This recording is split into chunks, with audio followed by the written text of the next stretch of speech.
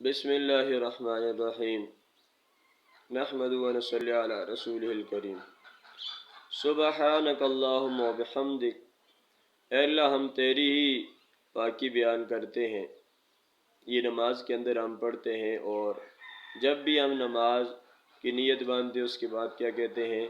اے اللہ ہم تیری ہی پاکی بیان کرتے ہیں۔ نمبر 2، سنت۔ کل نماز میں قیام کی سنتوں سے ایک سنت قبلہ رو سیدھے کھڑے ہونا اور سر کو نہ جھکانا بتائی گئی تھی، اور دوسری سنت یہ ہے کہ پیروں کی انگلیاں بھی قبلہ رو رکھنا اور چاروں انگلی کا فاصلہ رکھنا مستحب ہے، یعنی پاؤں کے درمیان 4 انگلی کا فاصلہ رکھنا یہ مستحب عمل ہے۔ گناہ کبیرہ، بڑے بڑے گناہوں میں سے ایک گناہ یہ ہے کہ کسی کو طعنہ دینا، کسی بھی بات کا طعنہ دینا، کسی کمزوری کا یا اس کی کسی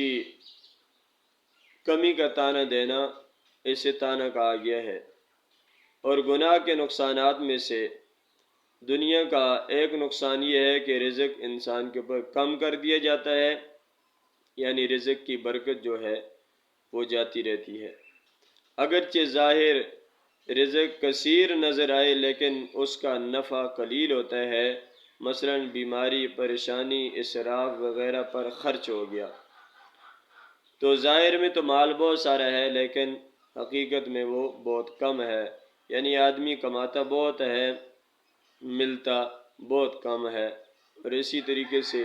بہت سارے مال وہ حاصل کرتا ہے لیکن پھر بھی اس کی جو ضروریات زندگی ہے وہ پوری نہیں ہوتی ہے۔ اطاعت اور عبادات کے فائدے یہ ہیں کہ دنیا کا فائدہ تو یہ ہے کہ طرح طرح کی برکتیں آسمان سے نازل ہوتی ہیں، اور آخرت میں وہ اللہ تعالیٰ کے اطاعت والے بندوں میں اور اللہ تعالیٰ کے فرمانبردار بندوں کے اندر اسے شامل کیا جائے گا۔